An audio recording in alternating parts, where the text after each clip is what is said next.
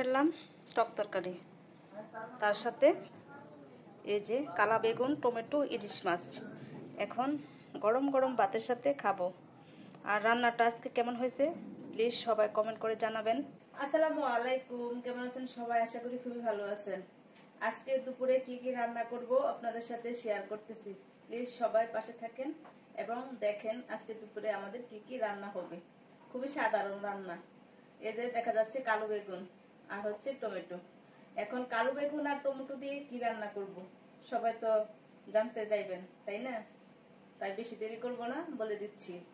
এই যে কালো বেগুন দিয়া ইলিশ মাছ, এই যে ইলিশ মাছ রান্না করব। কেমন হবে খেতে সবাই কমেন্ট করে জানাবেন। আর টমেটো দিয়ে ইলিশ মাছের মাথা আর লেজ এগুলি দিয়ে টক তরকারি রান্না করব, মানে কাড়াই তরকারি। কেমন হবে সবাই কমেন্ট করে জানাবেন।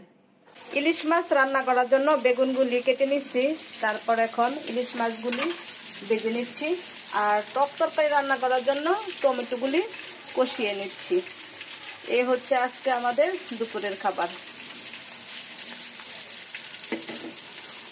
বেগুনগুলি হালকা ভেজে নিলাম। এখন টক তরকারির মধ্যে মাছগুলিও কিন্তু দিয়ে দিছি। দেখি তো, এই যে ইলিশ মাছের মাথা, লেজ ধোয়ার কারণে দেখা যাচ্ছে না। আর একটু কষিয়ে তারপর পরিমাণ মতো পানি দিয়ে দিব। পেঁয়াজ মরিচ কষিয়ে নিলাম। এখন ভেজে রাখা বেগুনগুলি দিয়ে দিচ্ছি। এখন নাড়িয়ে চাড়িয়ে একটু মিক্স করে আবার কষিয়ে নিতে হবে। টক তরকারির কি খবর? অনেক ধোয়া বের হচ্ছে, দেখা যাচ্ছে অলরেডি প্রায় কষানো হয়ে গেছে। দেখেন টমেটোগুলি একদম গলে গেছে। এখন পরিমাণ মতো পানি দিয়ে দিচ্ছি। এখন ভালোভাবে জাল দিয়ে নিব। বেগুনগুলিও কিন্তু কষানো হয়ে গেছে আমার। এখন কিছু টমেটো দিয়ে দিচ্ছি। এইভাবে টমেটো দিয়ে বেগুন দিয়ে ইলিশ মাছ দিয়ে রান্না করলে খেতে খুবই মজা হয়। এখন নাড়িয়ে চাড়িয়ে আবারও কষাতে হবে টমেটোগুলি সিদ্ধ হওয়ার আগ পর্যন্ত। টমেটো দিয়ে টক তরকারি রান্না করলে এই খাটার হদ যদি আপনি না দেন তাহলে কিন্তু কখনোই মজা হবে না। টমেটো বেগুন কষানো হয়ে গেছে। এখন পরিমাণ মতো পানিও দিয়ে দিছি। এখন ভেজে রাখা মাছগুলি ঢেলে দিচ্ছি।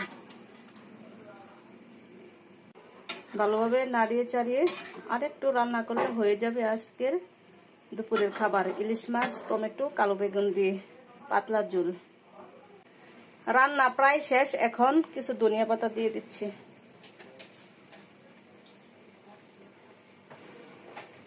টক তরকারির মধ্যেও ধনিয়া পাতা দিয়ে দিচ্ছি। রান্না করে ফেললাম টক তরকারি, তার সাথে এই যে কালা বেগুন টমেটো ইলিশ মাছ। এখন গরম গরম ভাতের সাথে খাবো। আর রান্নাটা আজকে কেমন হয়েছে প্লিজ সবাই কমেন্ট করে জানাবেন। আর সবাই লাইক কমেন্ট শেয়ার করে দিবেন যদি ভালো লাগে আপনাদের কাছে। এখন গরম গরম ভাতের সাথে এক পিস মাছ নিচ্ছি, কারণ ডায়াবেটিক্স তো বেশি খাবো না। এরকম মজার খাবার খেলে ডায়াবেটিক্স বেড়ে যাবে।